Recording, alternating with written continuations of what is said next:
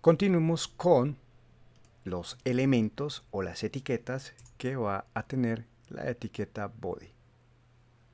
Como dijimos o como hablamos en videos anteriores, dentro de la etiqueta head vamos a tener contenido que no va a estar muy de cara hacia el usuario. Básicamente lo único que nosotros podríamos ver sería el nombre de nuestra página. Pero para hacer visibles todos los elementos de nuestro proyecto web, es necesario que los coloquemos dentro de la etiqueta body. ¿Ok? Entonces, vamos a empezar con algunos de los elementos más comunes que podremos encontrar en cualquier proyecto web. El primero de ellos es el texto. Para crear cualquier tipo de texto, nosotros necesitamos meterlo dentro de una etiqueta destinada para esto. Esto se conoce como la semántica web dentro de cualquier proyecto web. ¿Qué significa esto? Significa que nosotros vamos a utilizar las etiquetas para lo que fueron creadas. En este caso entonces voy a crear una etiqueta P y dentro de esa etiqueta P voy a colocar un texto que quiero que sea visible en el navegador. Entonces este es mi primer texto. Ok, vamos a cambiar acá la ortografía, vamos a guardar, entonces archivo, guardar o recorremos el atajo por teclado que sería Command S o Control S. Muy bien, ahora lo que voy a hacer es que me voy a dirigir a mi proyecto que se encuentra en documentos, mi primer proyecto web, y aquí yo tengo la página llamada Index. Hago dos veces clic sobre ella y como podremos observar ya tenemos aquí el texto y tenemos el texto que creamos con anterioridad. Perfecto. Vamos a cerrar acá. Volvamos nuevamente a nuestro proyecto HTML. Y antes de continuar entonces vamos a hablar de lo que serían los comentarios. Si nuevamente ingreso a mi navegador, me doy cuenta de que aparece este es mi primer texto, pero también aparece lo que sería en HTML existen dos tipos de etiquetas. Yo necesito que esto solamente sea información útil para el diseñador o el desarrollador web. Para eso entonces voy a crear un comentario.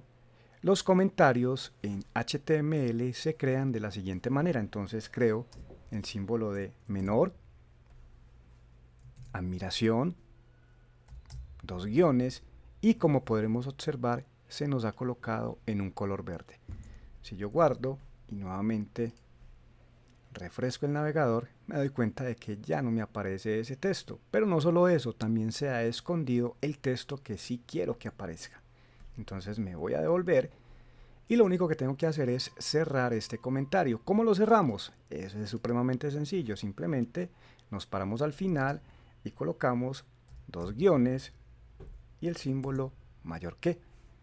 Si nuevamente volvemos al navegador y renderizamos o refrescamos nuestra página, ya no nos aparece el texto descriptivo en la parte superior, pero sí nos aparece el texto que acabamos de escribir. Perfecto. Con esto entonces ya has aprendido a crear comentarios. Ahora, ¿para qué me sirven a mí los comentarios? Pues básicamente los comentarios tienen dos funcionalidades básicas.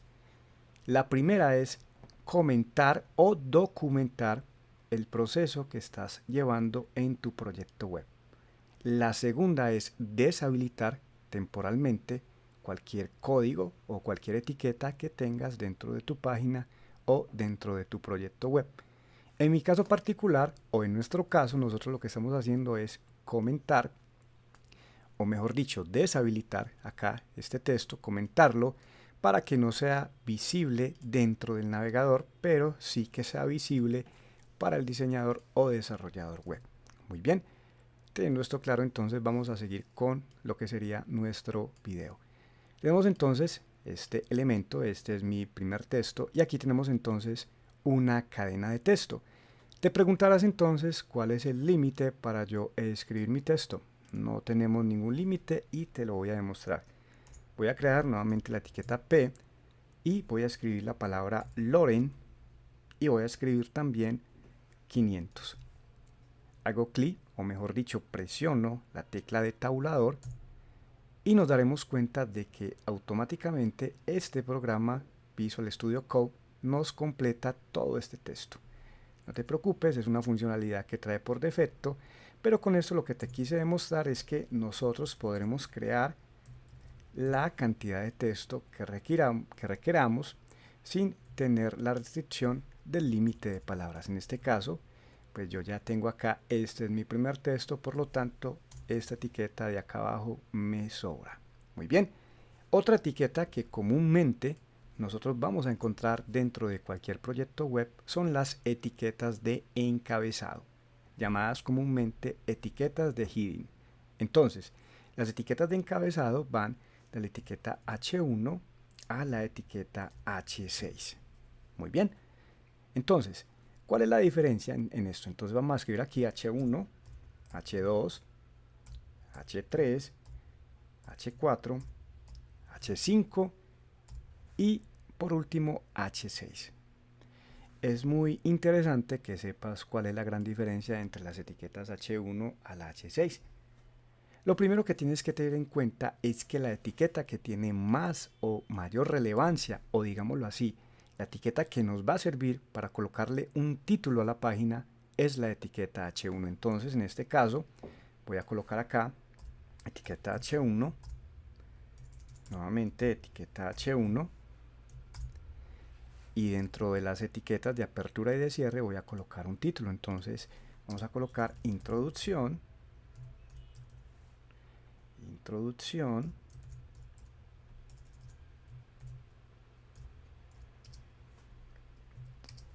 básica o introducción a HTML. Perfecto. Voy a guardar. También puedo presionar el atajo por teclado Command S o Control S y voy a renderizar mi navegador. Y como podrás ver, tenemos acá la palabra introducción a HTML. Podrás ver entonces de que tenemos acá un formato predefinido para lo que sería la etiqueta H1.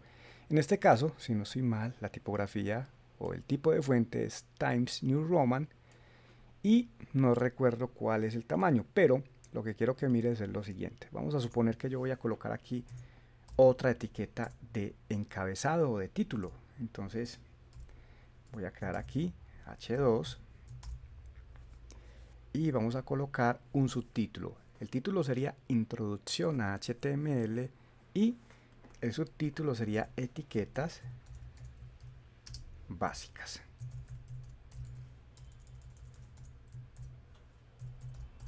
Muy bien, voy a guardar, renderizo el navegador y como te podrás dar cuenta, ha cambiado el tamaño. ¿Y esto qué significa?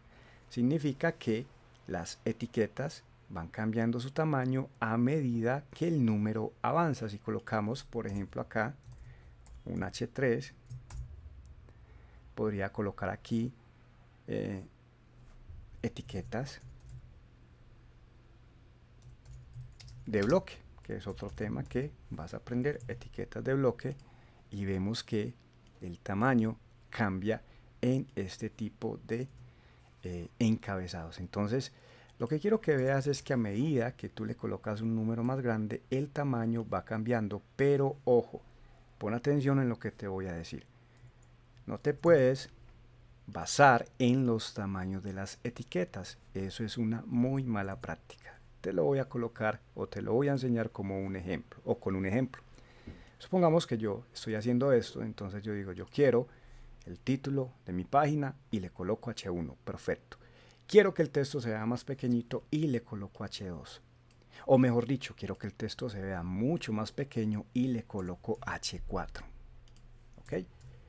Renderizamos y te das cuenta que la etiqueta queda muy pequeña. Esto es un gravísimo error. ¿Por qué? Porque nosotros no podemos o no debemos diseñar nuestros encabezados basados en el tamaño que sostienes. ¿Ok? No se puede, o sí se puede, pero no es una muy buena práctica. De hecho, es una muy mala práctica. Lo que tú tienes que tener en cuenta es que siempre que vamos a crear títulos, vas a colocar un H1, Una súper muy buena práctica es no colocar más de un H1 en nuestra página. Es decir, si yo coloco acá, por ejemplo, un H1 y aquí coloco otro H1 que diga subtítulo y aquí coloco otro H1. Sí, vamos a renderizar. Esto es un grave error. ¿Y por qué es un grave error? Porque nosotros en nuestra página web, por cuestiones de SEO, que es optimización en motores de búsqueda, no deberíamos tener más de un H1, ¿ok? Si nosotros queremos utilizar otra etiqueta de encabezado, la pregunta es ¿cuál de todas utilizo? Si no me puedo basar en los tamaños. Ya te lo explico. Si tienes un H1, lo ideal es que entonces sigas en orden de línea con un H2, ¿ok? ¿Por qué no colocar un H3, por ejemplo? ¿Por qué no colocar un H3?